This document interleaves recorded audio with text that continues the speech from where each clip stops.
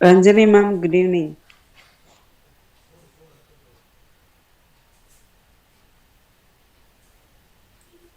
Good evening, ma'am.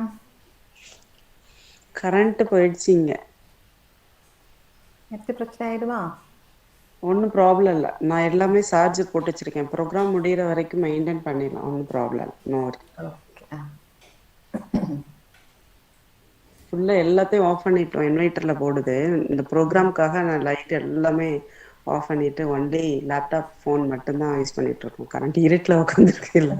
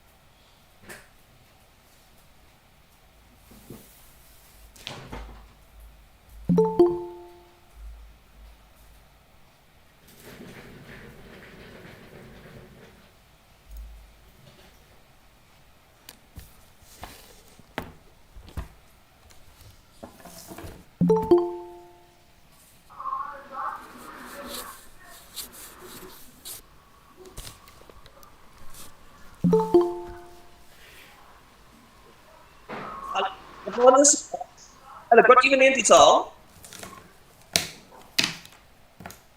Hello, good evening.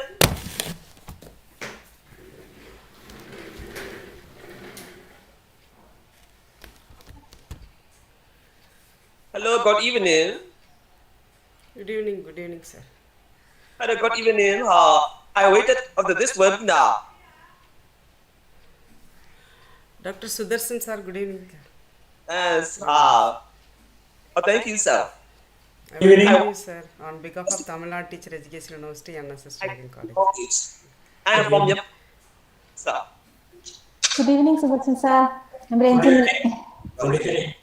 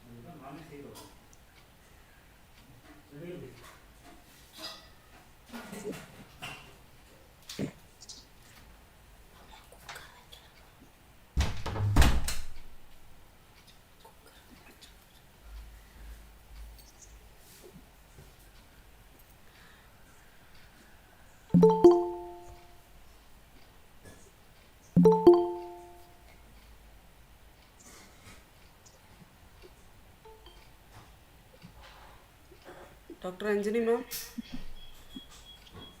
Yes, ma'am. Ma'am, shall we start, ma'am? 4 o'clock. Okay, ma'am.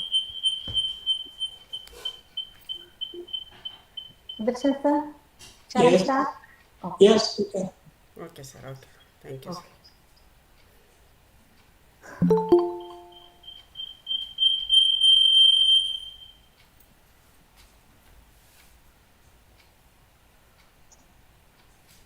With the blessings from God the Almighty, let's begin the program.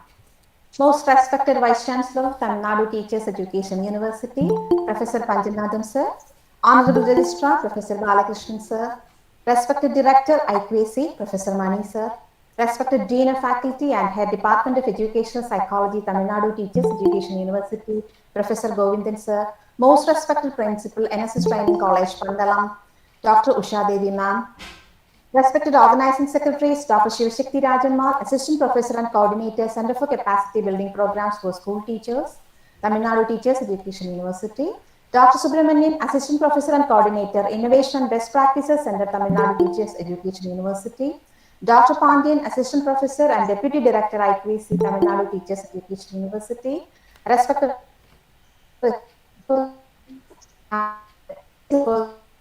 and the members from both institutions, dear participants, a very happy good evening to all.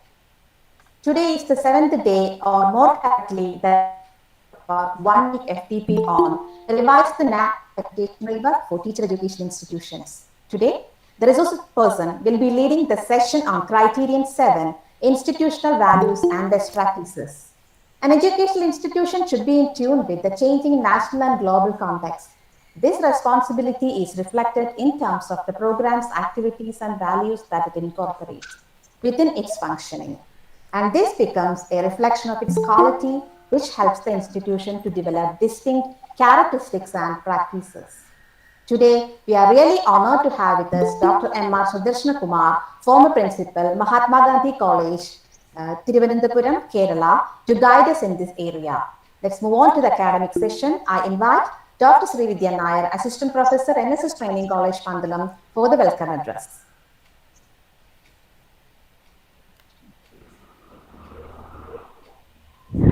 Teacher, teacher, is it clear? Yes. My voice and all? Yes, you are audible, Vidya. Hello, teacher? Yes, Clear? ma'am. Yes, ma'am. Clear, clear. Thank you. Okay, thank you, ma'am. So, we have... Good evening. Namaste, one and all. We have come to the end of a week-long webinar on criteria of national assessment and accreditation. Today it's my pleasant duty to bid you all a happy welcome. At the outset, a warm welcome note from my heart with respect to the Honorable Vice Chancellor of TNT University, Chennai, Professor N. Panjanathan sir, who is the patron of this webinar, and the co-patron, the conveners, and the joint secretaries, coordinators of this webinar. Today, my duty is to welcome our chief guest, key speaker of the day, Dr. M.R. Sudarshana Kumar sir, who is dealing with the criteria, the 7th criteria of NAP. And first of all, I would like to introduce sir to the audience. Dr. M.R. Sudarshana Kumar sir, he is a former principal, Mahatma Gandhi College, Thiruvananthapuram, Kerala.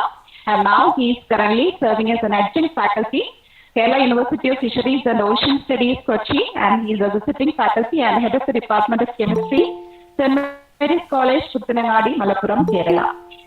And first of all, I would like to introduce him as a recipient of 2 eminent awards: Best College Chemistry Teacher Award, instituted by Chemical Research Society of India, and P.T. Bhaskara Panikkar Fellowship for Science Writing of KSCST.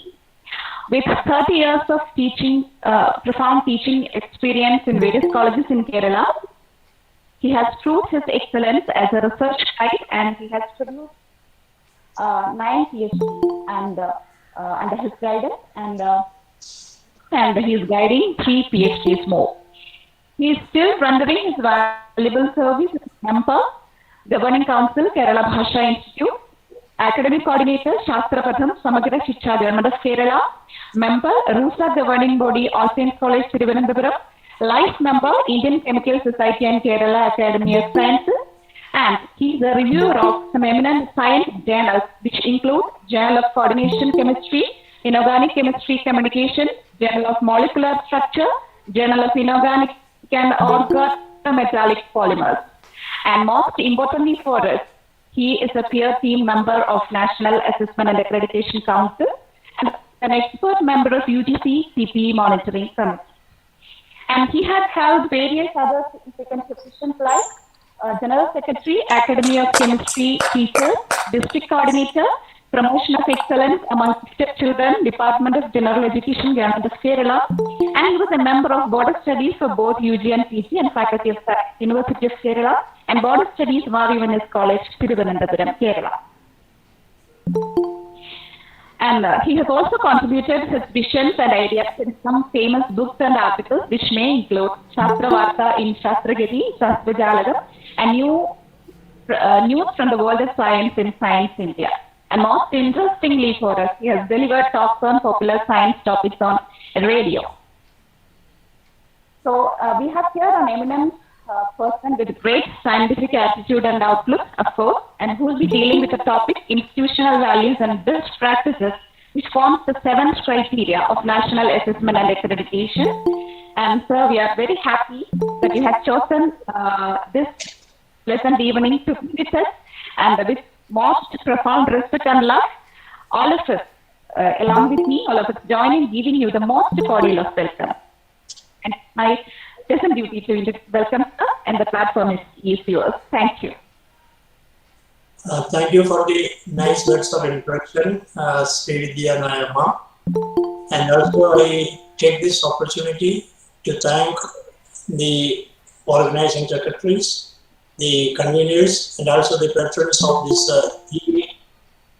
education development program, which for the last 1 week was deliberating on the 7 criteria of the accreditation and assessment process of NAC.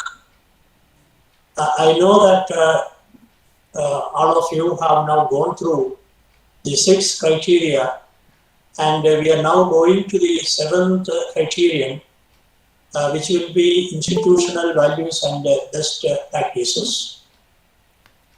In fact, whatever we have gone through, all the 6 criteria will be reflected in this criterion also. And one of the advantages of doing an accreditation and assessment process is that it is actually one way we get a chance to introspection of the functioning of our own institution. We know that we do have a SOC analysis, and if the SOC is truthful and we genuinely do it, we will come to know the strengths of our institution. We will also come to know the weaknesses of our institution. So the accreditation and assessment process really help us to improve our institution for the benefit not only of our students, of the whole academic community, and also the society we live in. So that is the purpose of accreditation and assessment, and therefore I congratulate the organizers for organizing such a wonderful week long platform to discuss the various aspects of the accreditation and assessment process. Why I am interested in this is because of my experience, mostly as a coordinator of IPSC for about 5 years in Mahatma Gandhi College, and also as principal of the college, I have taken steps for the accreditation and assessment process. So what I will be sharing with you would be my personal experiences in the accreditation and assessment process. And we know that this accreditation and assessment practice has been revised from 2017 onwards, where we have 70% credit for the online platform and 30% for the peer team visit. Earlier it was 100% offline. Now the problem with this 70% is that it is just like we are writing an entrance examination, a multiple choice, entrance examination, where when we give an answer to a particular question, you will be scored based on the answer that you give for that question. And therefore, one has to be particularly careful when filling up, the quantitative metrics of the SSR. So the quantitative metrics are very important. If you don't get a good score in the 70% of the quantitative metrics, then it will be difficult for us to make it up. And therefore, one has to be really careful in filling up the quantitative metrics. Now we can actually have a knowledge of where do we stand once we fill the quantitative metrics, and therefore we have to imagine we have to upgrade our college to a level where we get maximum score in the quantitative metrics in terms of the physical facilities, in terms of the infrastructure resources, in terms of the teaching, learning and evaluation and all other parameters. Now when it comes to say the last criterion, it is very important to realize that this is the criterion in which you have more qualitative than quantitative metrics. So I will come to the details of it one by one, but here it is mostly related to the green practices that we do in our institution. It is also about the best practices that we follow and the institutional, distinctiveness of our, college that we are working. So therefore, with this small introduction, once again, a warm welcome to all the participants, and also I take this opportunity to thank each and every one of the participants for participating in this week-long exercise. This will really help us to improve our institution, and it will be of immense benefit to the student community and also the academic community in institutions where we are working. So I will start with my presentation just now.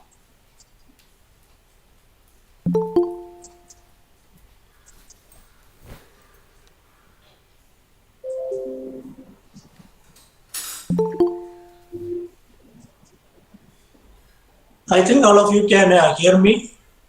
Yes, And sir. you can also see. Yes, sir. Yes, Yes, sir. sir. So I will be dealing with institutional values and best practices. I have also given my email ID and mobile number, so that if any of the participants require further clarifications, you can also contact me in future. So that if I can be of some help to you, I will really be happy to help you in your exercise. So I will start with a quote from Dr. APJ Abdul Kalam. This is what he said about education. Ultimately, education in its real sense is the pursuit of truth. It is an endless journey through knowledge and enlightenment. So education is one process which is endless, where there is no retirement, and even after retirement, you have to pursue through education. And it is the pursuit of truth. And we are all participants in this great pursuit of truth. Now, if you look at criterion 7, it has got 100 weightages, and out of that 100 weightages, 60 weightage is for institutional values and social responsibilities. And I would briefly outline what are the metrics and also what are the weightages for this. The first one, 711, is regarding energy policy. It carries a weightage of 8. The second one is waste management. It carries a weightage 3. The third one is waste management policies. That carries a weightage 4. The next one is water conservation, which carries a weightage 8. Then the next one is cleanliness, which carries a weightage 6. The green practices carries a weightage 8. Green expenditure carries a weightage 8. The community practices carries a weightage 7. And the code of conduct carries a weightage 8. So in total, these 9 metrics of the key indicator, institutional values and social responsibilities of the criterion 7 carries a total weightage of 60. So 60% is for this particular key indicator. Now there are 2 more key indicators. One is best practices, which is the qualitative metrics, which carries a weightage 20. And the last one is institutional distinctiveness, which is also qualitative and which also carries a weightage 20. And if you look here also, you can see that of these matrices, this is quantitative, this is quantitative, these 3 are also quantitative. So out of this, 5 of them are quantitative and their totals weightage would be about 36 and the rest would be qualitative.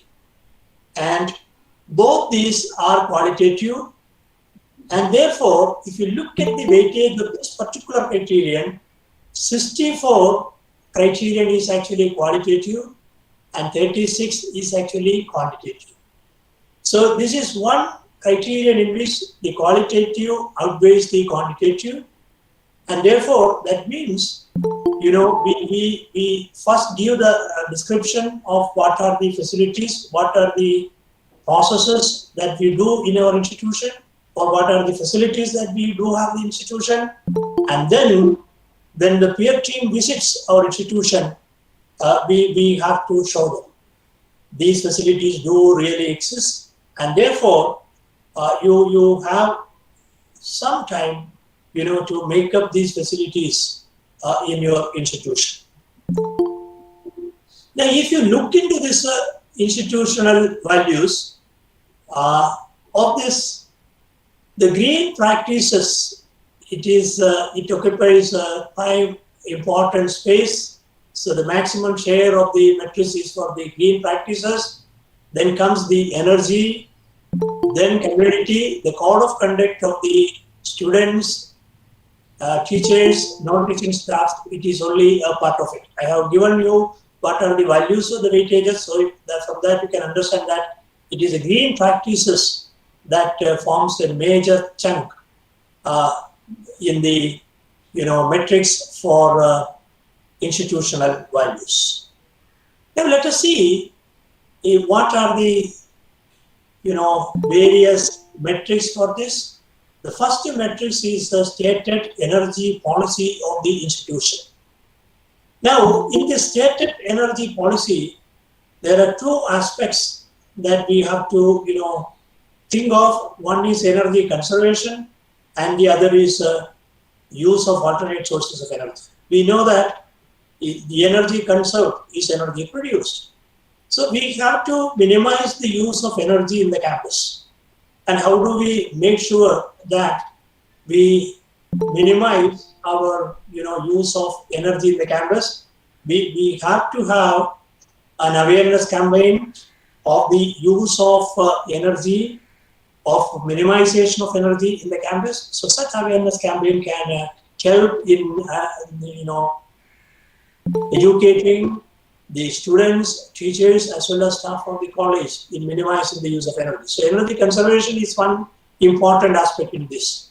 The second one is use of alternate sources of energy, and how or what are the policies that the institution has taken for energy conservation. And use of alternate source of energy is something that we have described in 500 words in this qualitative document. So each institution must have a policy on energy. And I think the IPSC can have a brainstorming session with the faculty, with students, and with staff on how we can actually reduce the consumption of energy, how we can make use of alternate sources of energy to reduce the energy consumption of the institution. So this is a very important aspect, and what we have to upload in the SSR is the institution's energy policy document and any other relevant information pertaining to that. Now, what are the things that we can do actually for this? One is we need to do an energy audit. So this I think we can do with the help of the students. We can have a monthly account of the energy that is being used in our institution. We can look at energy saving alternative lights, LED light, so we can replace any old lights with LED lights. We can also convert at least a part of our energy requirement with the use of solar energy. If it's a small energy use, we can actually convert the whole into solar energy.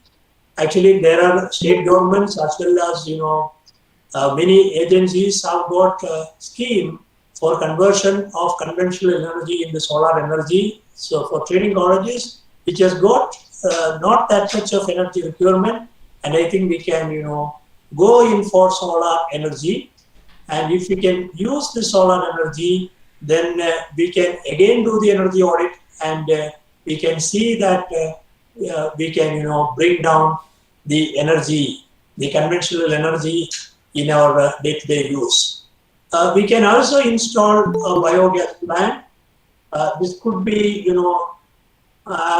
as attached to the college canteen.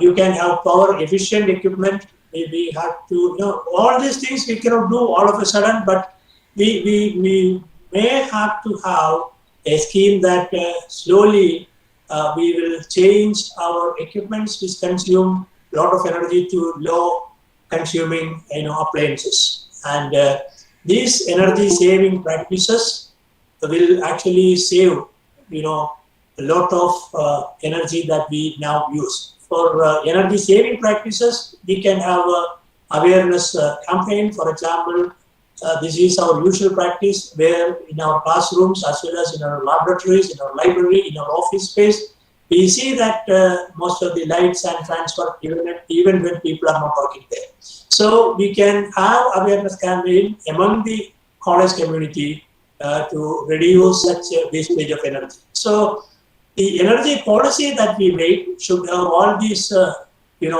being considered, and we can have a policy document on this. For this, you can also take the help of experts in this area so that we will have a foolproof energy policy for our institution. So that is the first one.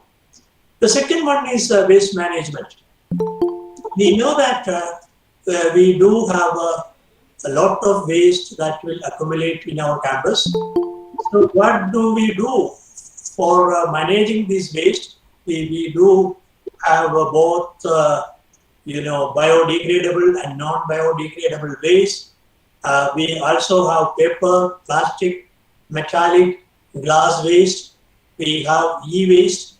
So we have lots of different kinds of waste that accumulate in our campus. And I would say that the green practices form a very important aspect of the accreditation and assessment score, and therefore we have to have a separate policy for the waste management of our institution. And here, one of the things that we can actually implement is we can go for a plastic-free campus where we don't the canteen or the food packets, they don't give it in plastic bags. We encourage the students, teachers and students to bring their water in steel water bottles, and lunch if they bring to their college, then they can do it in tiffin boxes and not as lunch packets and with a plastic cover. We have to campaign for reduce, reuse and recycle, the 3 R's that are important. So we have to reduce the use of plastic. We can, when I was a principal, the one thing that I did was we used to have almost 1 or 2 seminars every day in the college because we have 13 departments and about 2,500 students. So every department will have 1 seminar or so every day. And the practice there was to have, say, paper cups for the seminar. But I thought, why should we have paper cups every day? Instead, I bought steel tumblers and they were used for seminars. And I have found a huge reduction in the use of disposable cups. That is one way we can reduce, reuse, and even whatever materials that we can recycle, we can also recycle that. So that way, we may have in the policy we have to insist upon these things. We also require solid waste management, proper solid waste management, water management, e-waste management. We should not dispose our e-waste. There are agencies now which handle e-waste, and recognized agencies are there. We can contact them for transferring our e-waste to them.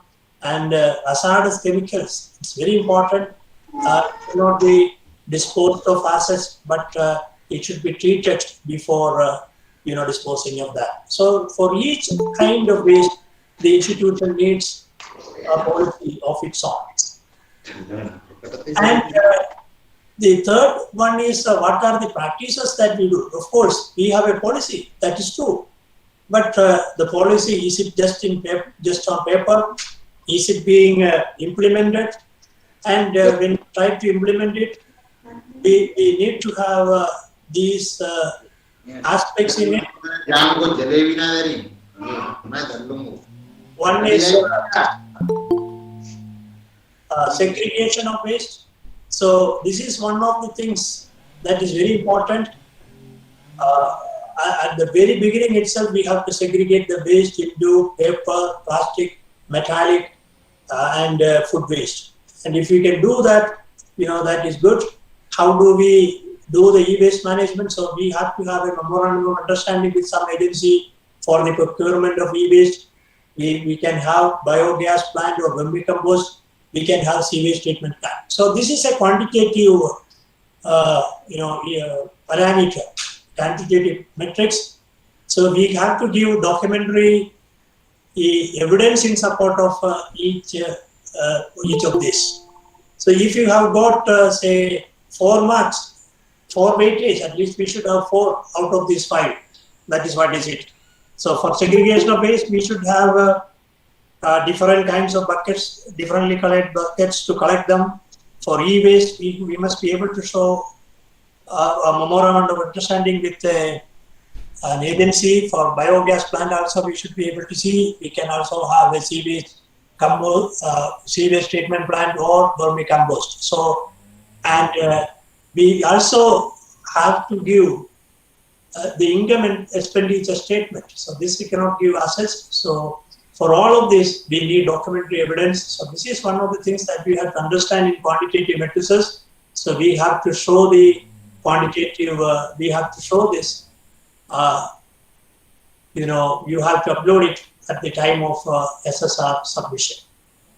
Now this is one way, these are the kind of containers that we can use, segregation of waste for glass, paper, plastics, bio, metals, or non-recyclable. At least we need to have 2 types of them. But I think if you can segregate it like this, because you cannot, do the treatment of glass and paper together. So if you can have 1 for glass, 1 for paper, 1 for plastic, 1 for biodegradable, 1 for metals, and 1 for non-recyclable, it is very good. And in fact, any student that comes out of an institution should learn this lesson at least, go green and save Earth. So it is very important that any student that undergoes an education in our institution say this and practice this in their life, because in the global climate change, it is very important that all of us do this. Now, the fourth indicator is the water management and conservation. In water management and conservation also, it is a quantitative metric, and in the quantitative metric, you have to have water management and conservation. One of the easiest thing that we can do is rainwater harvesting, which every institution can adopt. We need to have wastewater recycling. If possible, we can collect the wastewater, treat it, and we can use it for, say, watering the garden plants. You can have reservoirs, tanks. You can also have enormous usage and reduced wastage. So this is also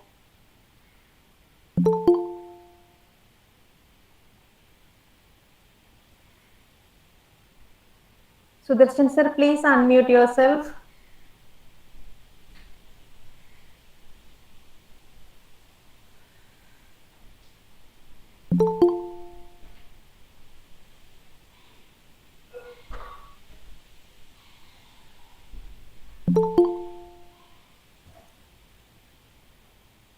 Sir, your mic is off, sir.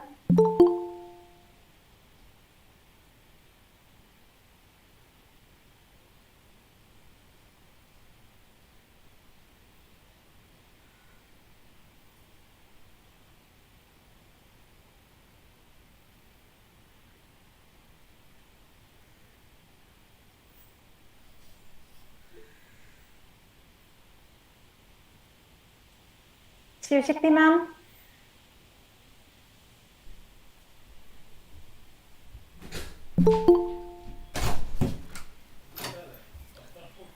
Hello. Ma'am, yes, ma'am, yes, ma'am. Sir, Someone sir, has Dr. muted. Sudhan, sir, sir. Someone muted him, sir. Yes, Now. yes, yes, ma'am, yes, ma'am. Sir, He's not here. sir. Dr. Sudarshan, sir.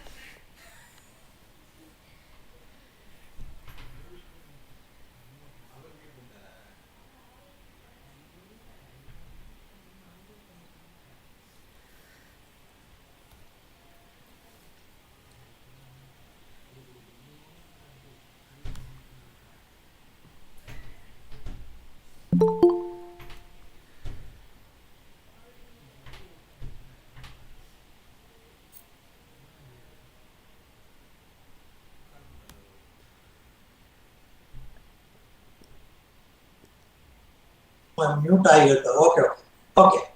Okay. I have changed it. Okay. Now okay, sir. Now okay. Okay, sir.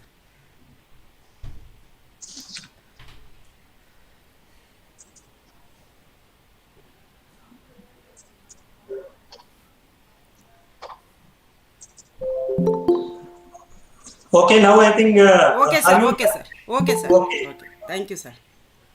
Have you had the previous slide? Yes, sir. Just one minute or 4 minutes only, sir. Okay. So this I was talking about the waste management practices. Yes, sir. So the institution waste management practices should include segregation of waste, e-waste management, vermicompost, biogas plant, sea-waste treatment plant, etc. And this is also quantitative. So it is very important that you have a documentary evidence in support of each. We need to have geotagged photographs and also income expenditure statement. This you have to be, very careful, because when we upload our SSR, we have to give these documentary evidences. And only if because there is also a verification process that goes on there, only if you have documentary evidences in support of this, you will get credit for this. So whatever you claim in the SSR in quantitative, whatever support that they have asked us to upload, we have to upload them. So the geotag photographs and the expenditure all are important here. So this is what I was saying. The segregation, you can have a differently colored, buckets for glass, for paper, for plastics, for bio, for metals, and for non-recyclable. So this kind of arrangement should be there in every institution. And this is one thing that our students and faculty and all other people associated with our institution should know, that we should go green and save the earth. This is particularly important in this period of, say, global climate change. Now, we also require to have, water management and conservation. And in this, we can have rainwater harvesting, so that can be easily be built up in any institution. We need to have wastewater recycling that can be used for, say, maintaining our garden. We need to have reservoirs and economical and reduced wastage of water. Here also, we can also have, just like the energy audit, a water audit in the institution. We can have, say, arrangements where we will reduce the water that we use. So this kind of, green culture, green practices, the students should get a chance to practice in their institution.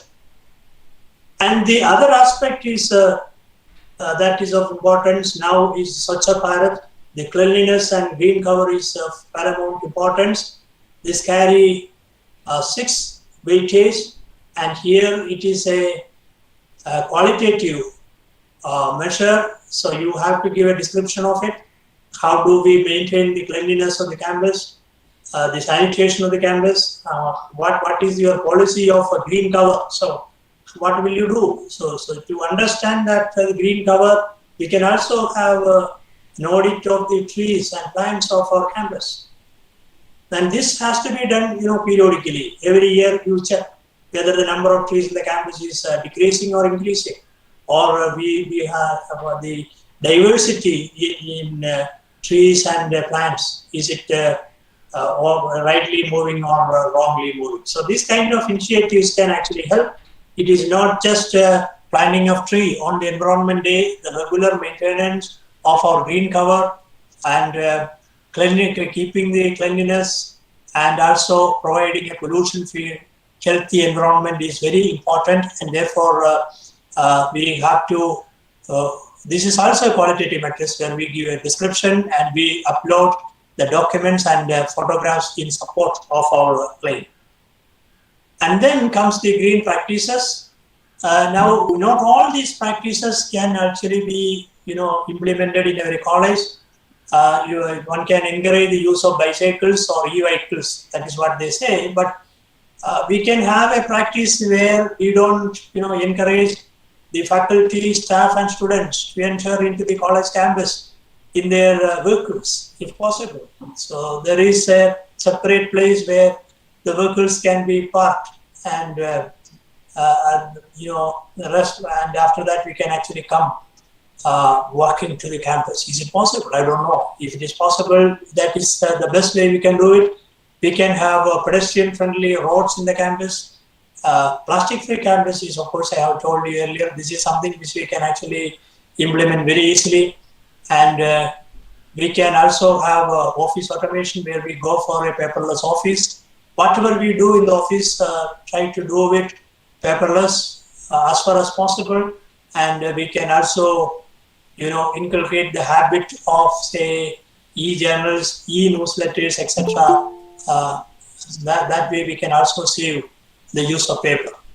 And green landscaping with trees and plants. So these are some of the practices which you have seen earlier. And how these practices are being implemented is the question here. So at least 4 of these parameters we can concentrate, and that will make sure that we get the required weightage from this. Here also we have to upload the geotag photos and videos, circulars and relevant policy papers, snapshots and documents, income expenditure statement. You see, always they ask for income expenditure statement, because you cannot create these facilities in the campus unless we spend some money, and therefore it is important that we give all these documentary evidence in support of your green practices. And this is solely based on your expenditure for green initiatives for the last 5 years. We are giving it for the last 5 years.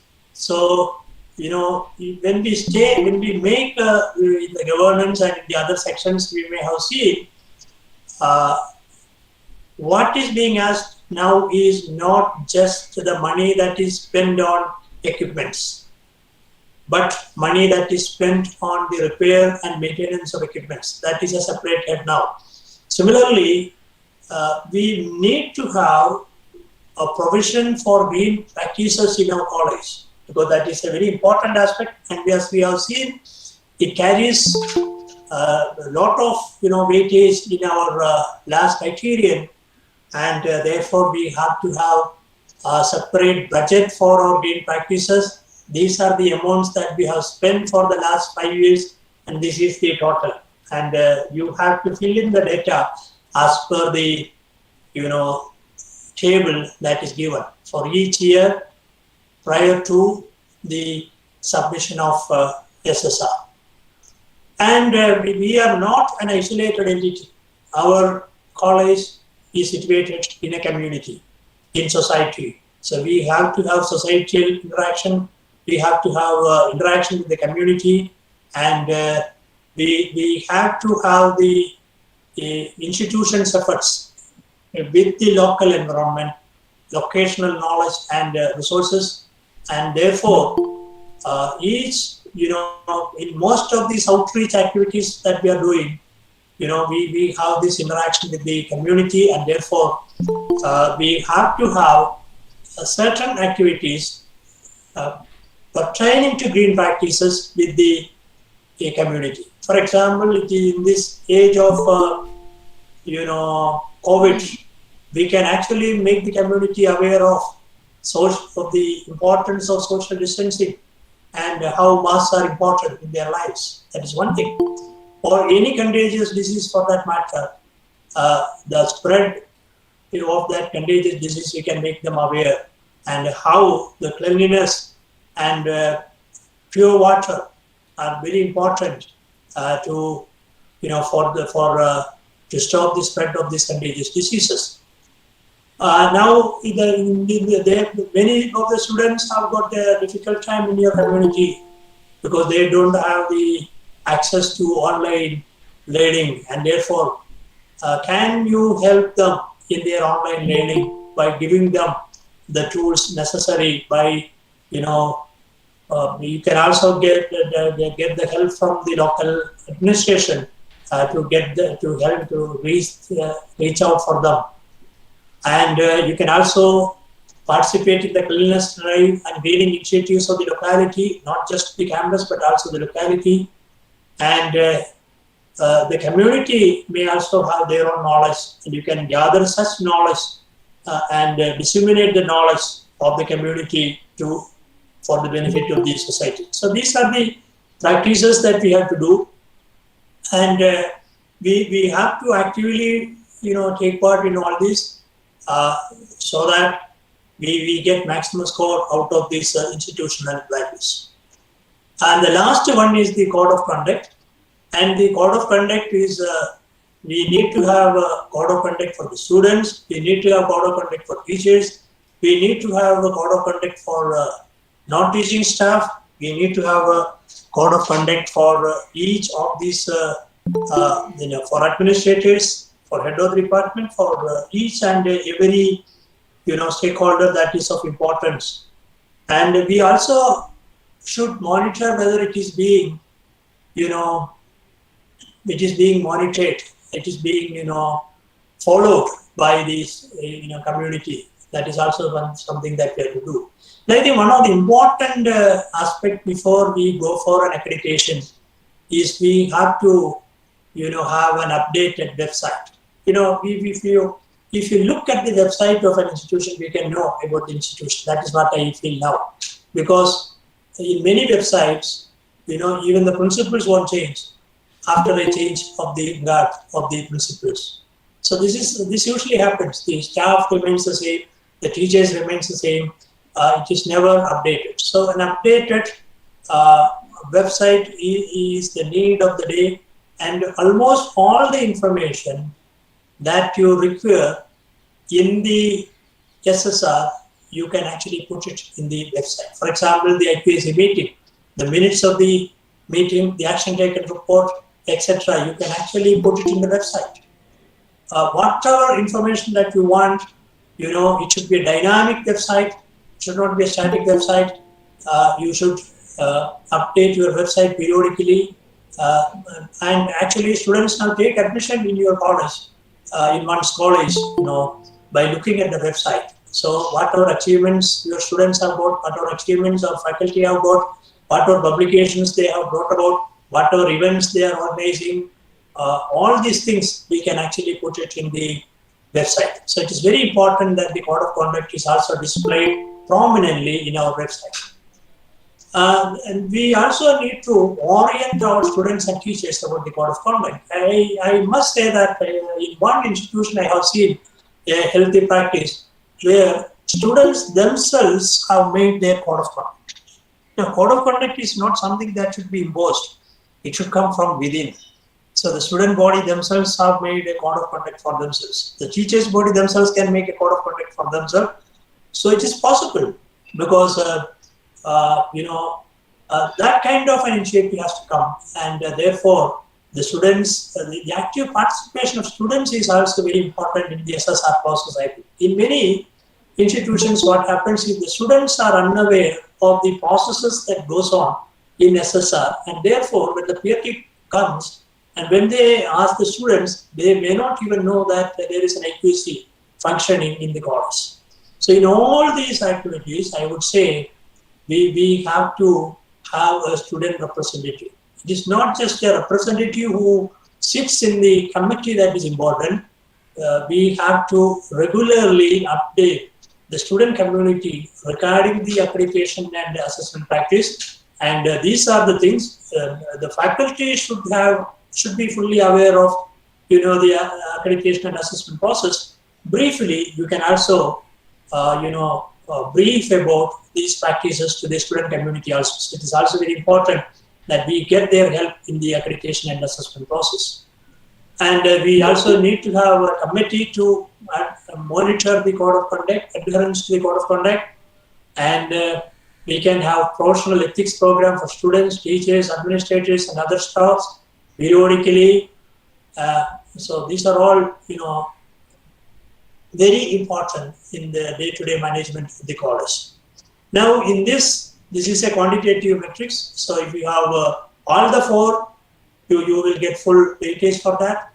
And what we need is a copy of the code of conduct for students, teachers, administrators, and other staff of the institution.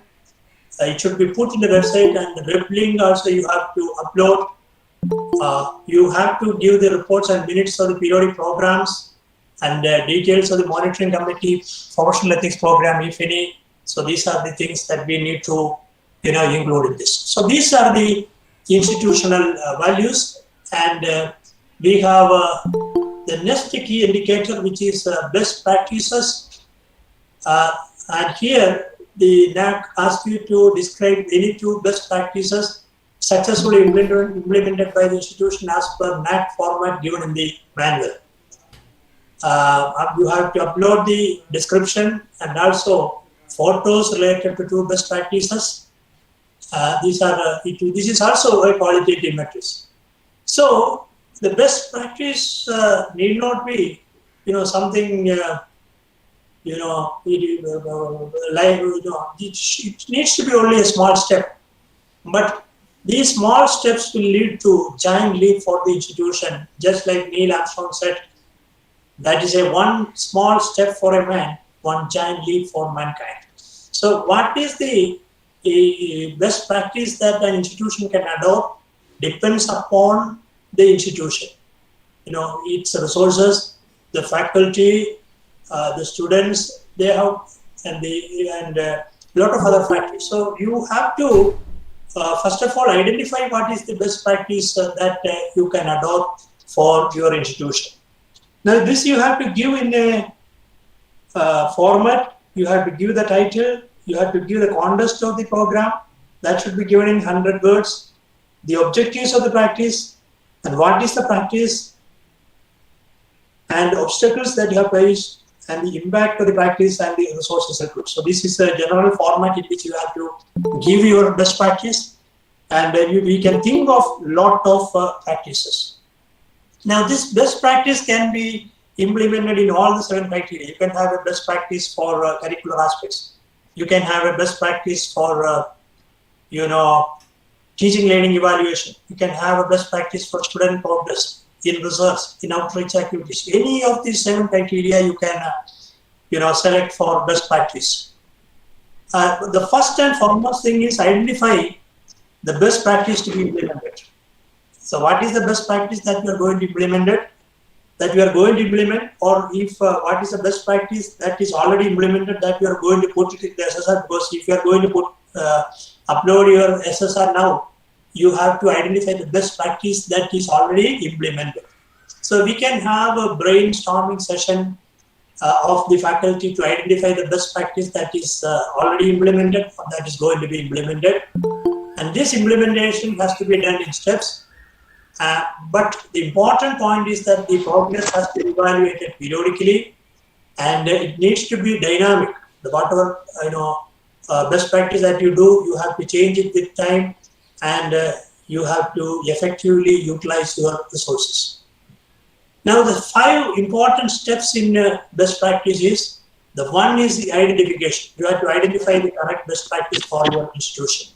The second one is you have to implement that best practice. Then that practice has to be institutionalized and internalized, and you have to disseminate about that practice. So these are the 5 critical steps in the best practice that we do. In fact, I know that many teachers do practice many of these, but they don't do it as a best practice. So whatever the small steps that you do in your classroom or in society or in collaboration with an institution may be a best practice, but we don't call it a best practice. So we have to identify the best practice, how we have implemented it, how we have institutionalized it, how we have done the internalization, and how we do the dissemination. So we have to disseminate it with a catchy name. So far we were not doing it, so we have to do it with a name. For example, in curricular aspect, yes, any problem? Okay, in curricular aspect, one of the best practice that I suggest is learning by sharing. Because we know that in a training college, we may have students belonging to different streams. For example, we can have physical sciences, natural sciences, we can have social sciences, we can have mathematics, we can have English, Malayalam, Hindi, Tamil, etc. So we have students belonging to different areas, and they have got expertise in various fields. So the social science students may require some help in statistics, which a mathematics student can share. A chemistry or physics student doing B.Ed may also need some help in mathematics, which a mathematics student can share. Or when we go out in society, when you do a societal research, you can take the help of, say, the student from a social science group. So students have also got many ideas in them. Why don't we encourage them to share their information, share their experience, share their knowledge among students of different streams? So I call it as knowledge without borders. Now in the new education policy also, we don't have a strict border between, say, social sciences, sciences, and humanities or languages. So such kind of borders are disappearing. In fact, in science, it has become so interdisciplinary that it is now difficult to distinguish one branch of science from another. One of the classic examples that I say is the Indian-born Indian chemist who got Indian-born chemist who got Nobel Prize in Chemistry, Venkataraman Ramakrishnan, for his study of ribosomes. He actually did his BSc in physics, MSc in physics, and then research in biology, but he got Nobel Prize in Chemistry. So it is knowledge without borders, where we do it in science, and therefore the students themselves can share their knowledge and experience, information among themselves. This can be done during evening, and there can be student presentations and interactions among students, and you can have presentations, quiz competitions, online sessions, and the performance of students you can monitor periodically. Now we can have a lot of innovations in teaching, learning, and evaluation. I am not that qualified to talk about this because you are all faculty belonging to teacher training colleges. I have never been to any training college as a student, and therefore my knowledge of the formal teaching methods, learning methods is minimal. But I talk from my experience that we can actually try different kinds of teaching methods, different learning methods, and also evaluation procedures. So we can have reforms in evaluation method. We can have more of experiential learning, flipped classrooms. All these are examples which you can try it in our college as a best practice. Research, I would say, is a very important component in higher education institutions, and the teacher training colleges should also have a research component, because it is only through research that students will gather knowledge independently. And therefore, if you have a research project as part of your PG and UG curriculum, it has to be strengthened. And not only that, they should do their project work and present or submit their project report. There should be an event in the college of an annual research conference where the students would present, their project work. And it should be presented, it should be published as a conference proceedings, and an award should also be instituted for best presentation. This will certainly encourage the students to take up research in future. I can very well say that. If an institution cannot do it itself, it can also be organized by a cluster of colleges. You can actually get the help of other colleges also in organizing such research seminars, because we need more, teacher students to do research in the field of education, because we need such research also. And if possible, we should also think of starting research centers in colleges. If the university permits us to have approved research centers in colleges, we can also have research centers in colleges where we can enroll students for PhD. So that way, it is very important that we do have some scheme for research. This, I would say, one of the important things that I did as a principal of Mahatma Gandhi College. We started with what is called Mahatma Gandhi College Annual Research Conference in 2018. We have parallel sessions where we have separate sessions for physical and chemical sciences, biological sciences, commerce, Hindi and Malayalam languages. So 5-6 parallel sessions were being conducted annually.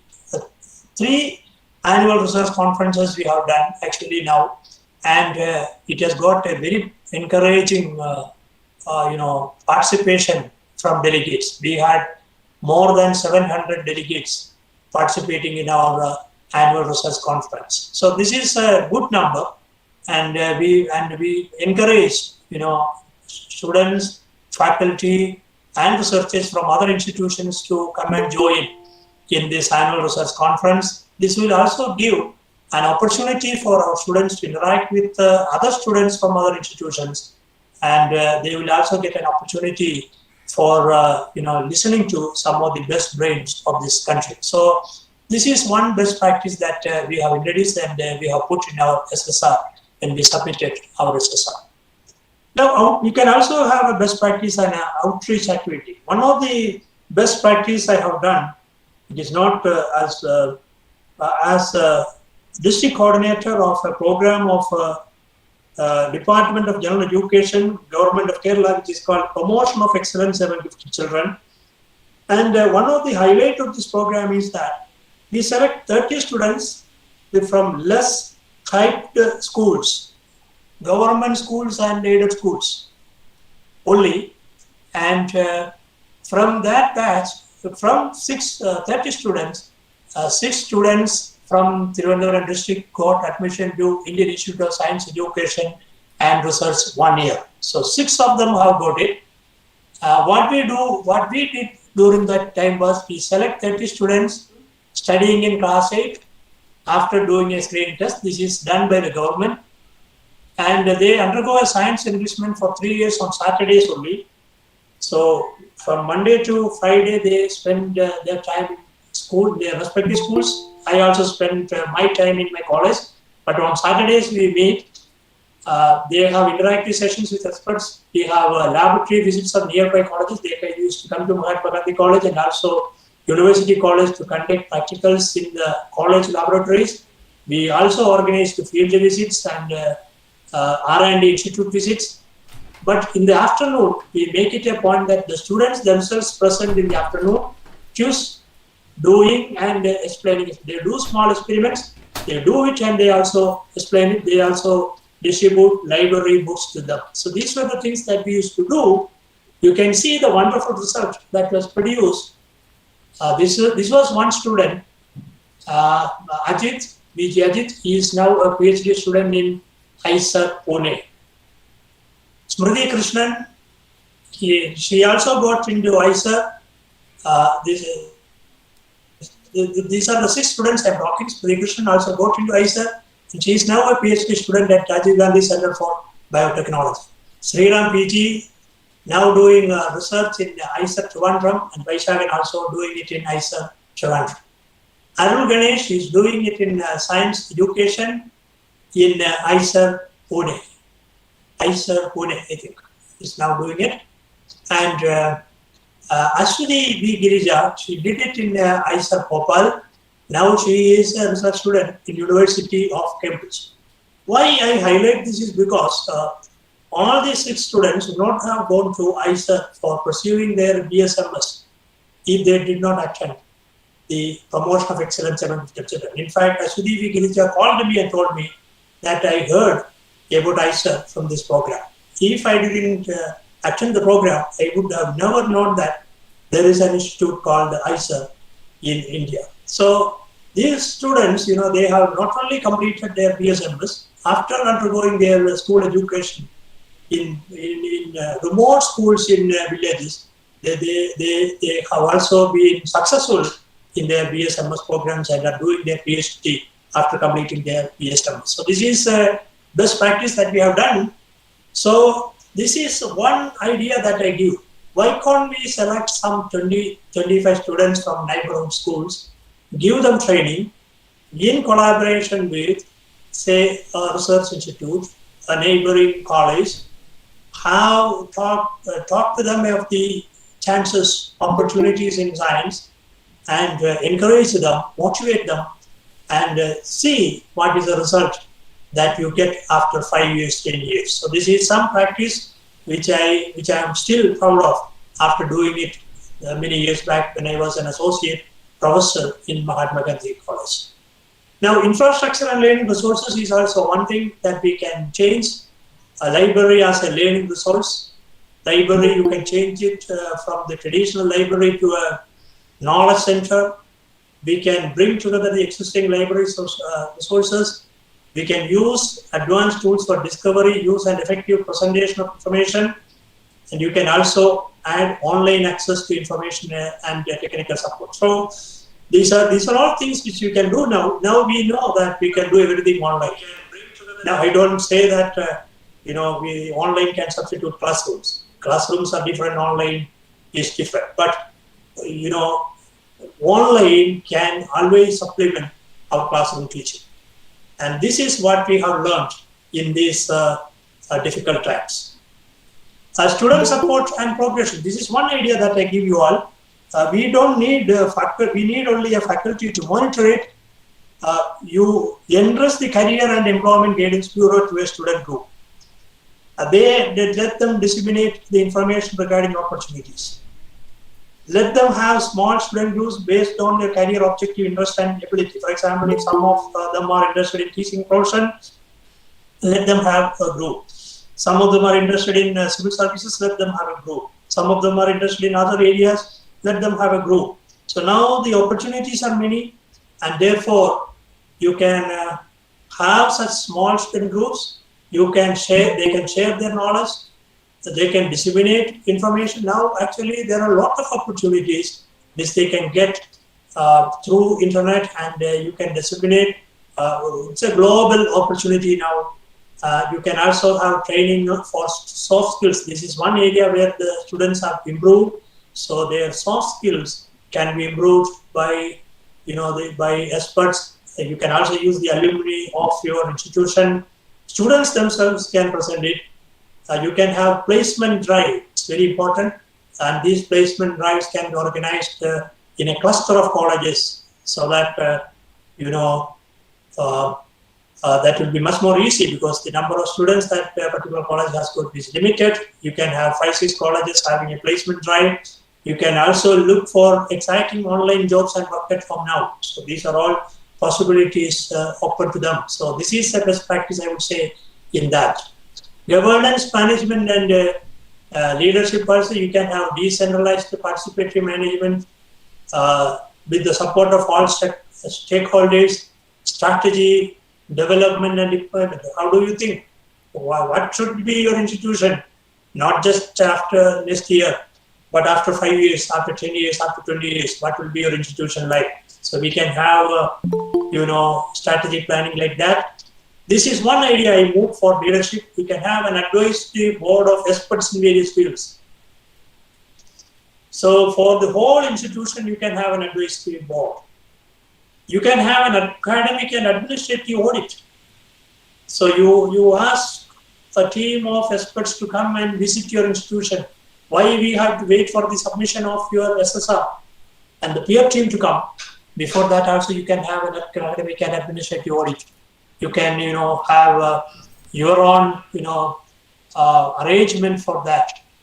I would suggest internal visits also, because, the one department or one stream, the faculty can go to the other stream.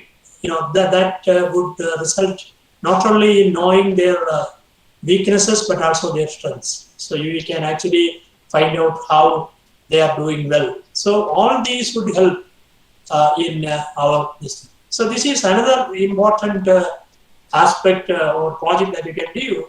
Human library project. Why do we need books? We can have human sharing their experience.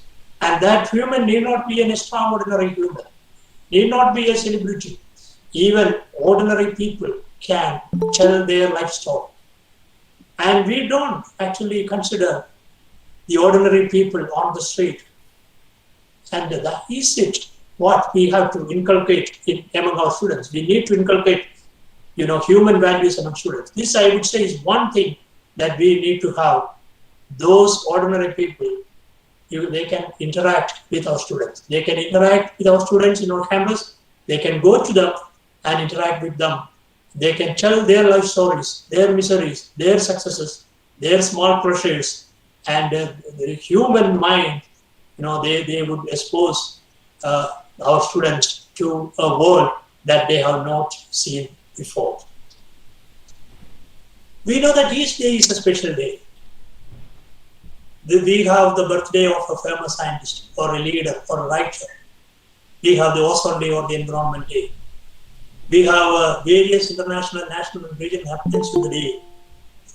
Before we start a day, why can't we have a roundup of the day through the public address system by student groups? So 2 to 3 student groups, 2 to 3 students forming a group, or 3 to 5 students forming a group, and having 10 minutes before the academic program starts, and through the public address system, let them talk about the day, talk about let them give the thoughts of a scientist, leader, or writer whose birthday falls on that day, and let them have a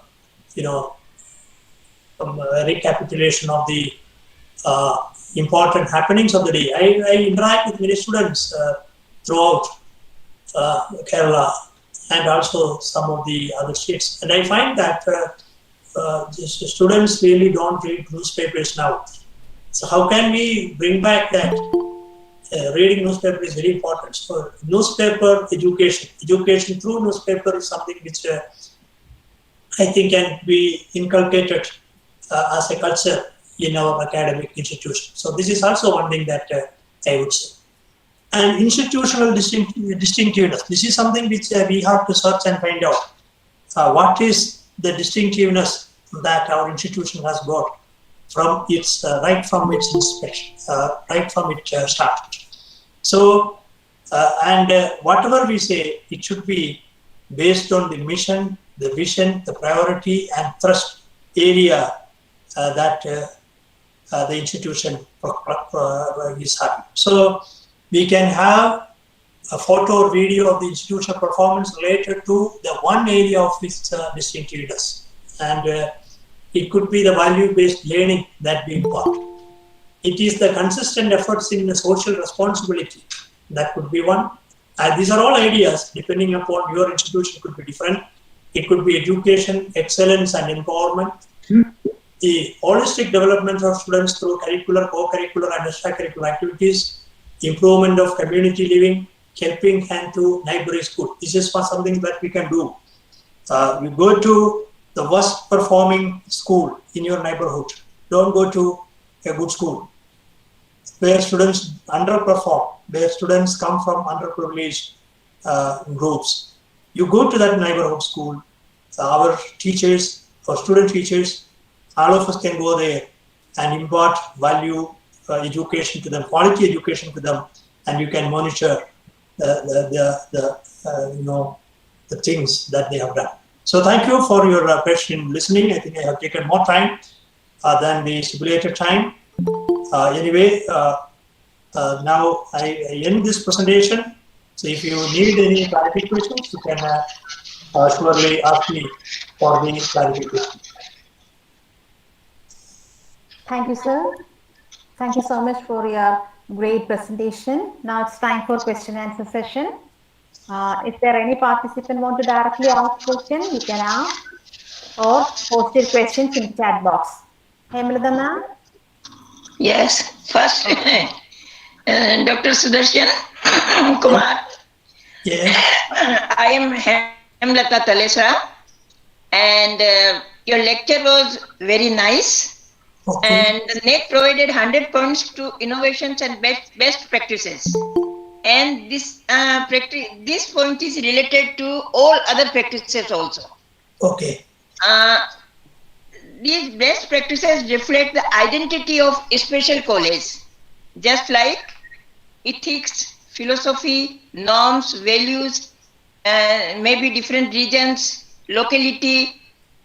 So the report and the indicators may be different in the report because the practices may be different.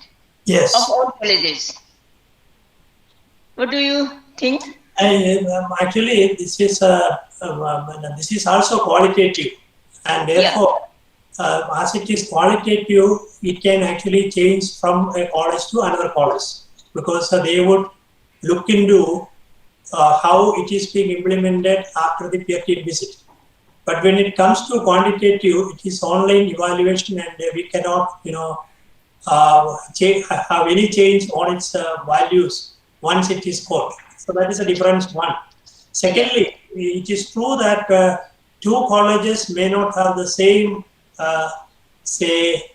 the best practice, because it varies from institution to institution. It varies from region to region. For example, we cannot have the same best practice for an arts and science college and for a training college.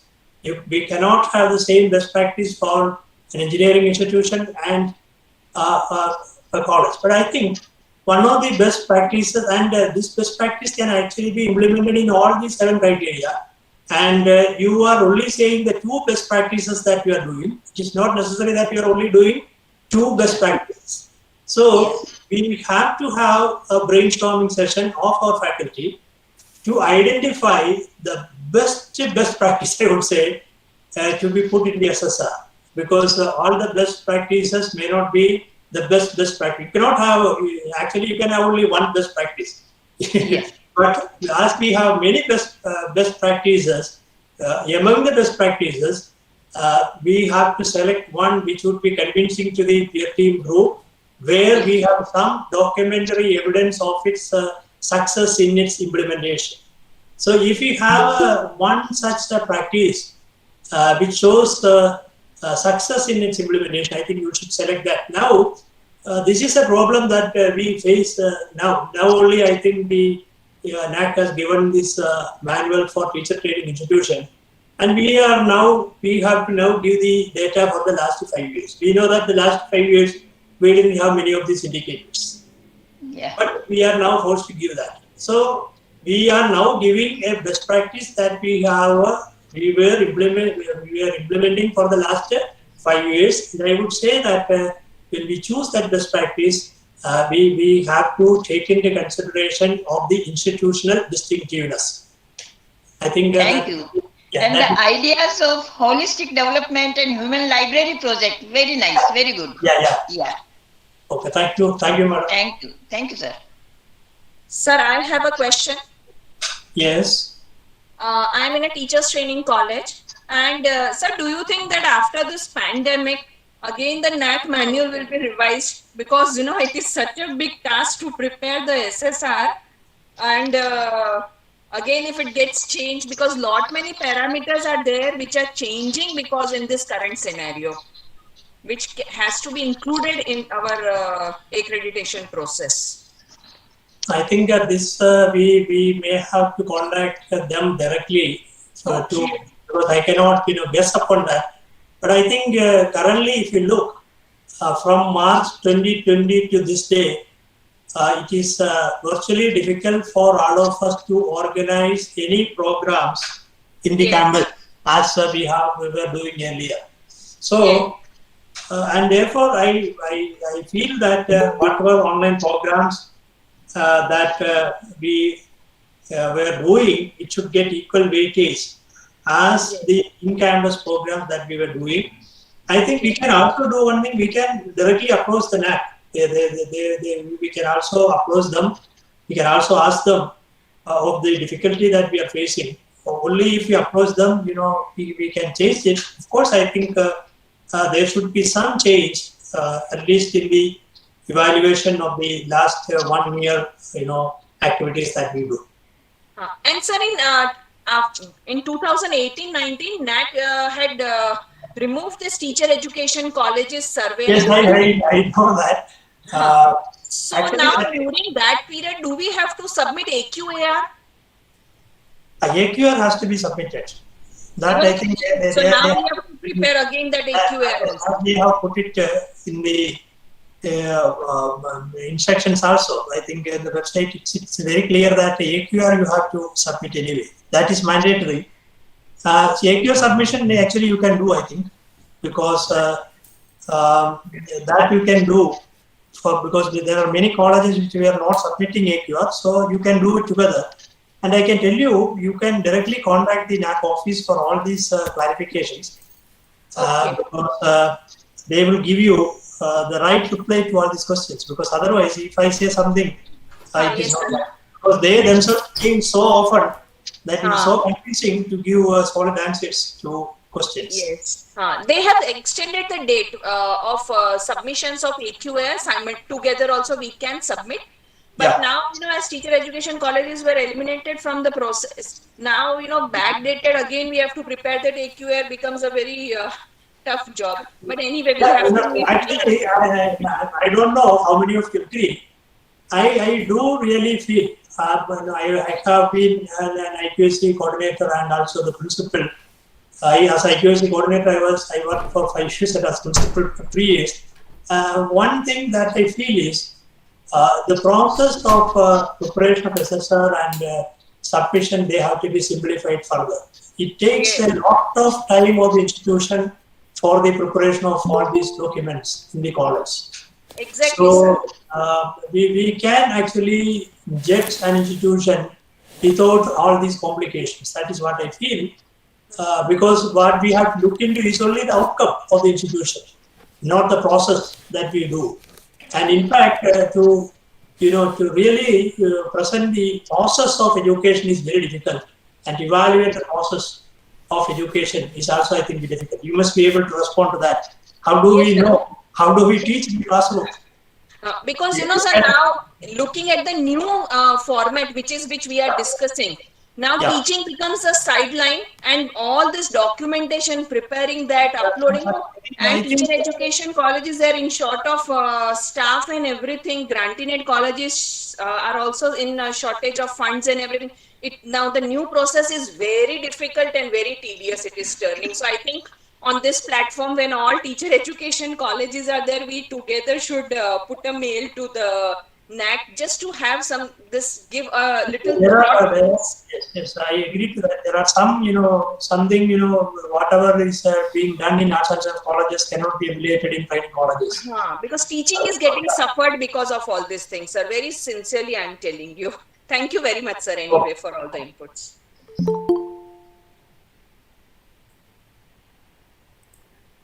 So there are some questions in the chat box.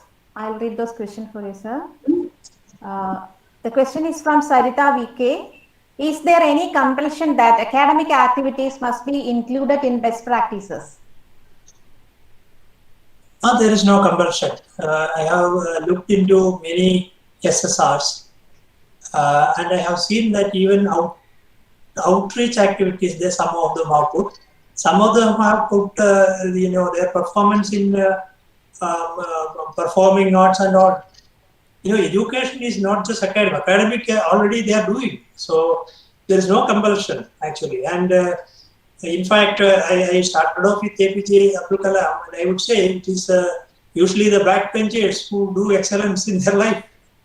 So you have a rank holder, that is good, but that doesn't mean that he will, lead a good life. So we have to do our academics, but academics is also important. But there, I think it is better not to include academics in the best practices, because academics is being evaluated in teaching, learning, and evaluation. As such, for maximum weightage, we can have other parameters in the best practices. That is what I feel, because all these actually count in the holistic development of the student, because we have to give stress to, say, the curricular, co-curricular, and extracurricular. In fact, I have started one program called Talent Hunt in my college, which was widely appreciated by the student community. Usually what happens is we have a cultural festival in the college. Only those who are really ready will participate in the competition. But what they have done is every department will have a screening test to identify the talents, so that they will be doing it in a very close space.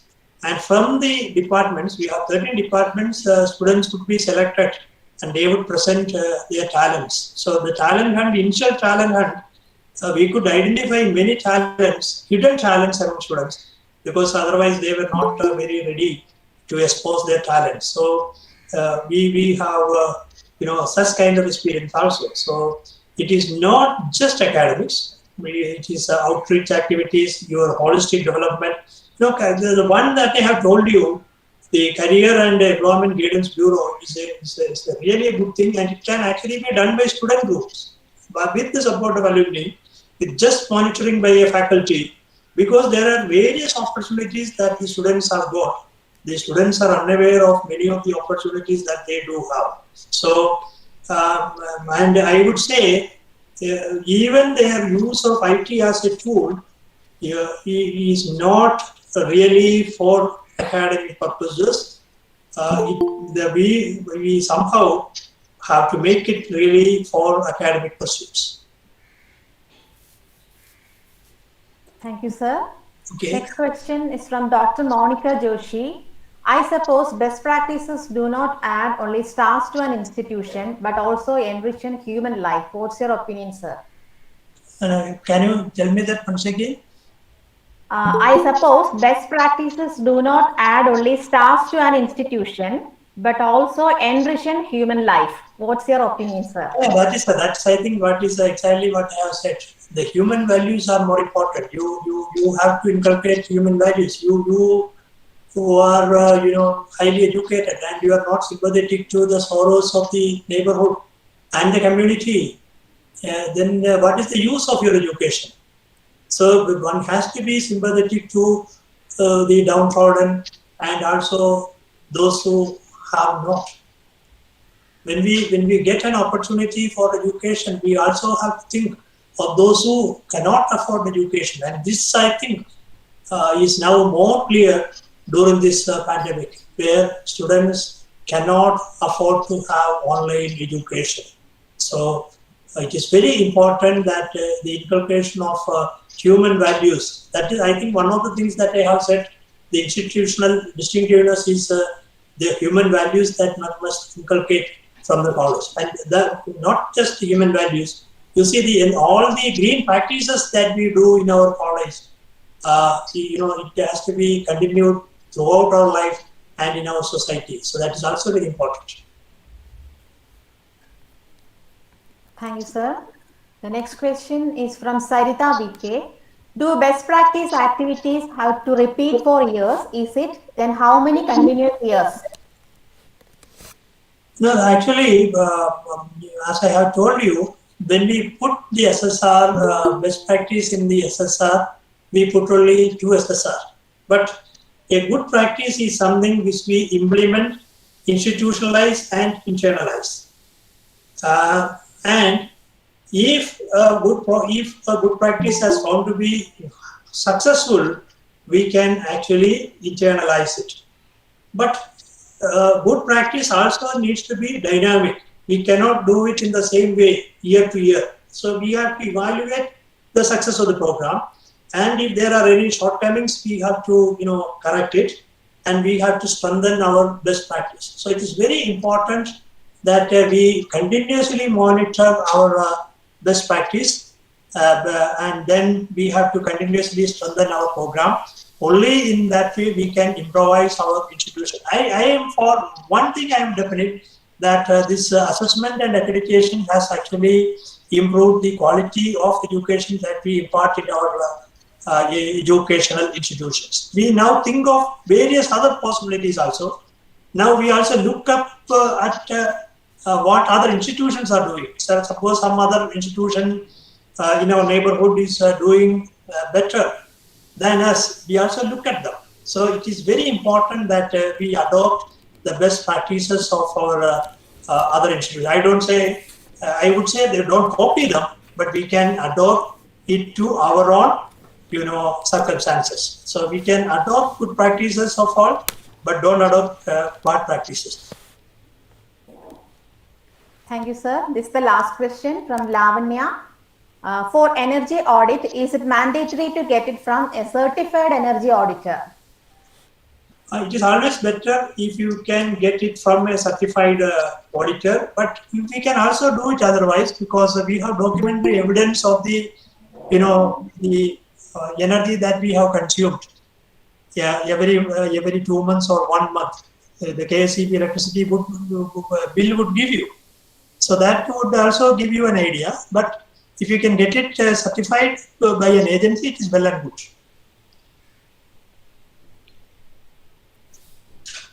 Hello, sir. Hello. Sir, myself, Lavanya, sir. Just now, the question which you have answered is the question which I posed. Yeah. Sir, actually, it is being very difficult to find an energy auditor who would be certifying and giving us. So, can we do it with whatever the bills that we have, sir? Will that be fine? I think that should be possible. I think rather than giving you an instant answer, I will clarify upon this, and I will tell you. You can just mail me, or you can WhatsApp me. I will try to give you an answer, a complete answer for this. Because yeah. Thank you very much, sir. Sorry, sir. A new question came. Can I read it? Hello? Yes. One more question, sir. Yes. How institutional values correlates with the finding proper human resources?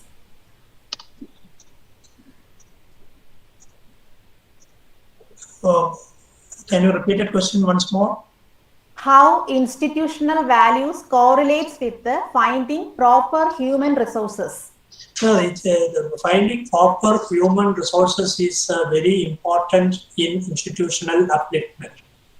I would say we are somehow reluctant to make use of our alumni, our former students, their expertise and knowledge to upgrade our institution. This is one field I would say that we should tap, because we always talk about our shortcomings and the lack of faculty, but the alumni will be always be willing to help us, and we can actually make use of their services for the upliftment. So we have to find out the right resources, and we are changing with time, and therefore if you find that one of your alumni is doing well and he has got knowledge that or information that can be shared with our students do, we should always welcome such initiatives. And secondly, we as teachers should also learn continuously. We should also get updated continuously, and we should also get pleasure out of new things. That is what I feel. So it actually comes under the governance and the management, where how best we can use the human resources effectively for the betterment of an institution. In many cases, I would say that it is silly things that matter in many governing council meetings, in college council meetings. Is not usually spent for productive purposes, but if you can change that and do it for the betterment of our institutions, it is well and good. And there, I think the use of human resources, efficient use, is of utmost importance. Thank you, sir. We are going to the last part of this session, the official vote of thanks. But Okay, I think before that, I would once again express my gratitude to all the participants, the organizing committee, and I also would thank all the participants for their act. The one thing that is difficult during online session is what I see is only colored circles. Now I see some 3 or 4 video images. Otherwise, we see only alphabets colored differently, and in some cases, I could see their faces if they have photographs. But you will not get instantaneous response to our questions. But I think the participants have also asked some very good questions during the interactive session. That means that will also enrich my experience in my presentations. Thank you thank you all for your active participation. Thank you so much, sir. Thank you, sir. On behalf of Tamil Nadu Teacher Education University and NSS Training College, thank you so much, sir. Thank you, sir. I think the connectivity problem has become a sibling during these programs. The person supposed to propose the vote of thanks cannot connect with us, so I'm taking over.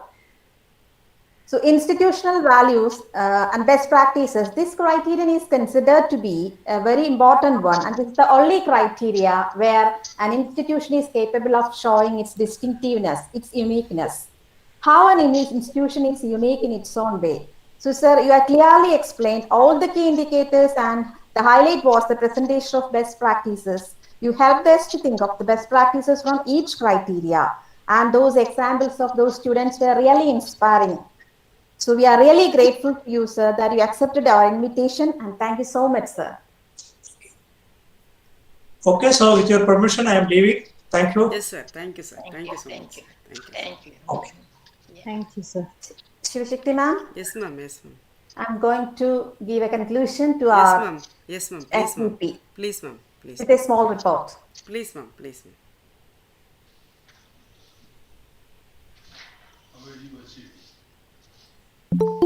Now it's time for the conclusion of 1-week faculty development program on revised NAC framework for teacher education institutions.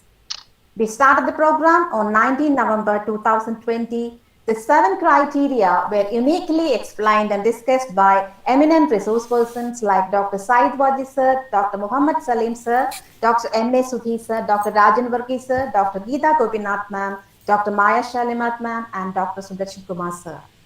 This FDP was planned to assist the faculty members from various teacher education institutions in NAC accreditation process. We hope that all participants are fully equipped to face NAC assessment and accreditation. Now, I would like to express sincere gratitude towards the organizing committee members. I express heartfelt gratitude to the Honorable Vice Chancellor and patron of the program, Professor Panjanathan Sir, for his immense support. I convey my gratitude to respected Registrar, Professor Balakrishnan Sir, for his assistance. I would like to express gratitude to the conveners of this program, Professor Mani Sir, Professor Govindan Sir, and Dr. Usha Devi Ma'am for their motivation and guidance. I'm also thankful to the organizing secretaries, Dr. Shivashakti Rajamal, Dr. Subramanian, and Dr. Pandian for their immense support. I would like to express a special thanks to Dr. Shivashakti Rajamal for being the host and for being a supportive friend. I'm also thankful to all the members of Tamil Nadu Teachers Education University and NSS Training College, Pandalam, for their constant support. On behalf of the organizing committee, I express heartfelt gratitude to all the dear participants for joining with us and also for cooperating with us throughout this journey. Once again, thank you all. Thank you so much.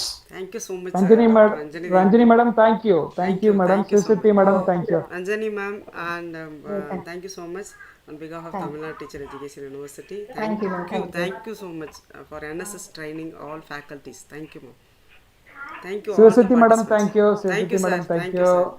Ranjani madam, thank you. Oh, thank you, sir. Thank Once you, again, sir. thank you, Honorable Vice Chancellor and most respected Registrar, and most respected Dean, most respected Professor Mani sir, and respected Subramanian sir, respected Pandian sir, and respected super smart Dr. Anjani Dev ma'am, and most respected NSS Training College Principal ma'am, and most respected all the participants, respected all the NSS Training College team. Once again, thank you, thank you, thank you, Ananda. Thank you, ma'am. Thank you so much. Thank you, ma'am. Thank you, ma'am. Thank you. Thank you. Can we leave, ma'am? Yes, ma'am. Yes, ma'am. Please. Okay.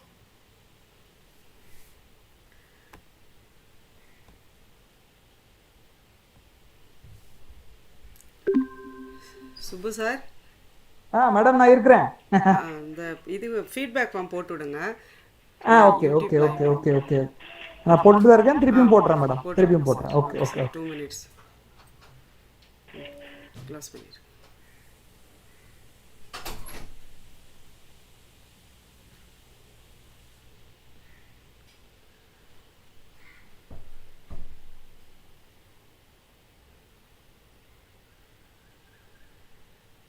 Subu sir madam போட்டுட்டு தான் இருக்கிறேன்.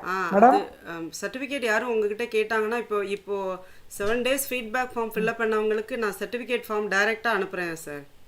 Mail ஐடியில் அவங்களோட mail ID இன்னைக்கு ஃபுல்லாக பண்ணியிருப்பாங்க இல்லையா அதுக்கு. ஆமாம் ஆமாம். ஏன்னா நீங்கள் குரூப்பில் நீங்கள் உங்களுடைய இன்கால் மெசேஜ்லேயே நீங்கள் தெளிவாக சொல்லிட்டீங்க. Okay sir. அந்த சாட் பாக்ஸில் போட்ட மெசேஜ்லேயே தெளிவாக இருந்தது. அதே போல்